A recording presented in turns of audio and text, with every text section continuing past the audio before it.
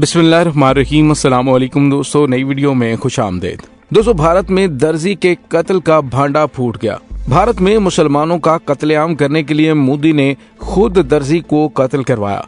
हैरत अंगेज इंकशाफात सामने आ गए हैं। भारत का गंदा चेहरा पूरी दुनिया के सामने बेनकाब हो गया। इसकी मुकम्मल तफसीलात क्या क्या हैं और मोदी इसकी आड़ में क्या करने जा रहा था, वीडियो की तफसील में जाने से पहले आप देख रहे हैं हकीकत की दुनिया डॉक्टर अली के साथ। हमारा चैनल सब्सक्राइब करके घंटी के निशान को दबाना मत भूलिएगा। इस वीडियो को ज़्यादा से ज़्यादा फेसबुक, व्हाट्सएप और सोशल मीडिया पर शेयर ज़रूर करें। शेयर और लाइक करने के साथ साथ कमेंट बॉक्स में पाक फौज जिंदाबाद, पाकिस्तान पाइंदाबाद और पाकिस्तान के गुमनाम हीरोज को सलाम का नारा कमेंट जरूर कीजिएगा।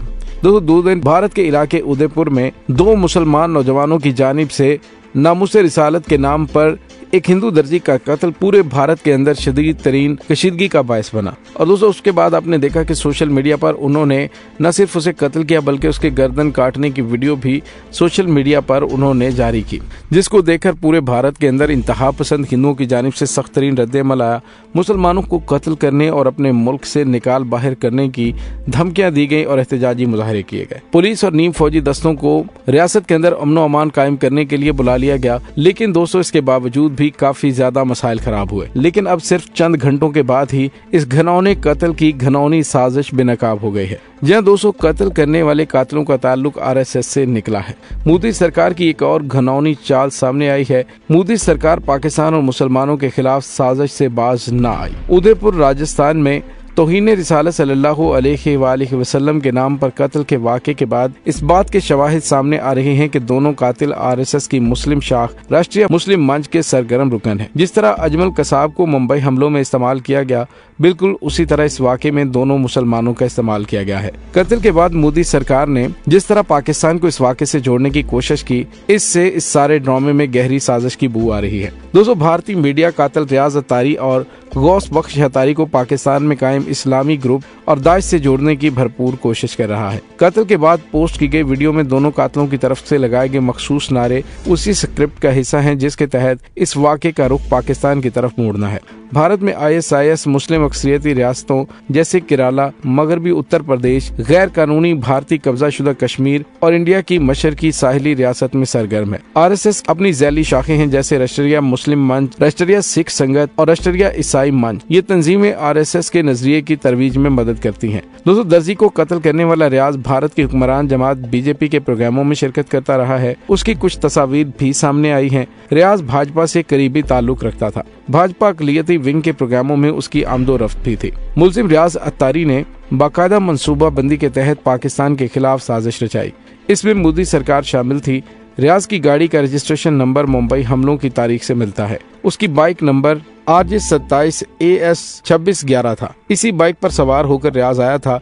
मुंबई हमलों जो कि भारत ने खुद करवाए और उसका इल्जाम पाकिस्तान पर आयद किया था, अब उसी वाक़े की तरह इस वाक़े के पीछे भी मोदी सरकार की गहरी साजिश है। रियाज की बाइक 2611 का नंबर उसे किसने दिया, उसने उसे क्यों रखा? मुबैना इत्तलात के मुताबिक रियाज का ताल्लुक पाकिस्तान से जोड़ने के लिए ये नंबर दिलवाया गया। भारत की मुसलमान तंजीमों ने भी मुल्जिम से लाताल्लुकी का इजहार किया है। दावत इस्लामी ने भी ऐलान किया कि इस दर्जी के कातिल का हमारे साथ कोई ताल्लुक नहीं। ये भी इत्तलात है। रियाज अत्तारी ने दर्जी को कत्ल करने के हवाले से एक वीडियो भी बना रखी थी। वो सोशल मीडिया पर वायरल भी हुई, ताहम किसी ने नोटिस न लिया और उसके खिलाफ कार्रवाई न की गई, क्योंकि सब मिली भगत से हो रहा था और मोदी सरकार बाकायदा इस मनसूबाबंदी का हिस्सा थी। दोस्तों, अब शर्मा की जानिब से गुस्ताखी पर पाकिस्तान में दोस्तों, याद है कि पाकिस्तान ने नबी रहमत सल्लल्लाहु अलैहि वसल्लम की शान में गुस्ताखी करने वाली मलौना के खिलाफ एहतजाज भी रिकॉर्ड करवाया था। तर्जुमान दफ्तर खारजा आसिम इफ्तिखार ने कहा था कि भारत मुसलमानों और दीगर अक़लियतों के खिलाफ भरपूर मुहिम जारी रखे हुए है। तौहीन अमेज़ कलिमात के मामले पर भारतीय नाज़िमुल उमूर को तलब करके शदीद एहतजाज रिकॉर्ड करवाया गया था।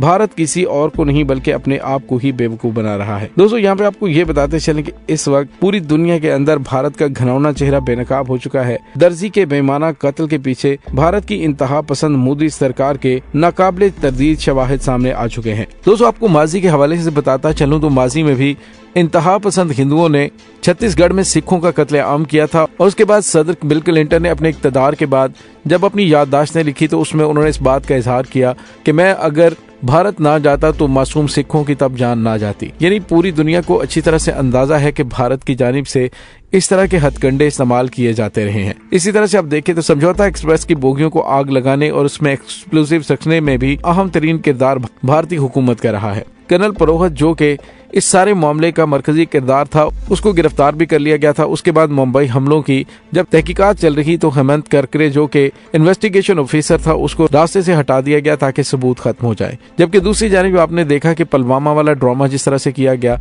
उसके बाद में शवाहिद मिले कि अकलियतों से ताल्लुक रखने वाले रिजर्व फोर्स के लोगों को जानबूझकर मरवाकर पाकिस्तान के खिलाफ फास्ट फ्लैग ऑपरेशन करने का जवाब खड़ा। और फिर आपने देखा कि बालाकोट में भारतीय जहाज आए और वहां पर जंगल के अंदर अपना पेलोड गिराकर भाग गए और फिर पाकिस्तान ने उनको मुंह तोड़ जवाब दिया।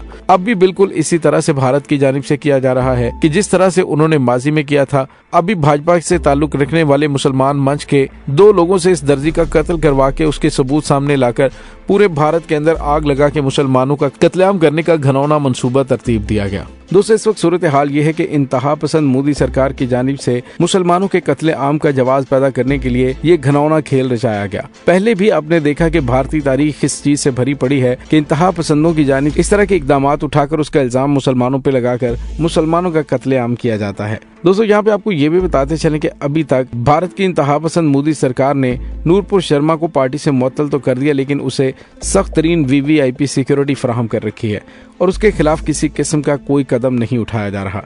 अब नूरपुर शर्मा के मामले और केस से तवज्जो हटाने के लिए ये सारा मामला उठाया गया क्योंकि मुस्लिम उम्मा के अंदर इस हवाले से शदीद गम और गुस्सा है। दोस्तों, यहाँ पे आपको ये बताते चलें कि अब हुकूमत को लगता है कि गिरफ्तारी की सूरत में नूरपुर के दिफा में कोई तहरीक शुरू हो सकती है और ये आग मजीद फैल जाएगी। हुकूमत इस मरहले पर मजीद किसी तनाज़े में नहीं पड़ना चाहती, इसी वजह से उन्होंने ये ड्रामा रचाया है। दोस्तों, यहाँ पे आपको ये बताते चलें कि इस वक्त इंडिया का मुआशरा और सियासत बुरी तरह तकसीम हो चुकी है। गुस्सा हो या मायूसी, इंडिया में जो कुछ भी हो रहा है उसका तयन अवामी मूड ही कर रहा है। मौजूदा सूरत हाल के बारे में आम हिंदू परेशान है, जबकि इंतहा पसंद हिंदुओं की जानिब से मुल्क के अंदर इंतशार बर्पा करने और इस इंतशार की आड़ में आज़ाद खालिस्तान तहरीक, मकबूजा कश्मीर की तहरीक और दीगर तहरीकों को कुचलने के लिए ये घनौने फेल सरंजाम दिए जा रहे हैं। लेकिन दोस्तों, अब पूरी दुनिया के अंदर ना तो भारत की इंतहा पसंद मोदी सरकार घनौने फेल की मजम्मत की जाएगी क्योंकि भारत एक बड़ी मार्केट है और उस मार्केट से कोई भी हाथ नहीं धोना चाहता। होना तो ये चाहिए था कि मुसलमान ममालिक की जानिब से भारत का इस अंदाज से बायकाट किया जाता कि मोदी सरकार माफी मांगने पे और कंसर्निंग मल्लूना को सजा देने पर मजबूर हो जाती,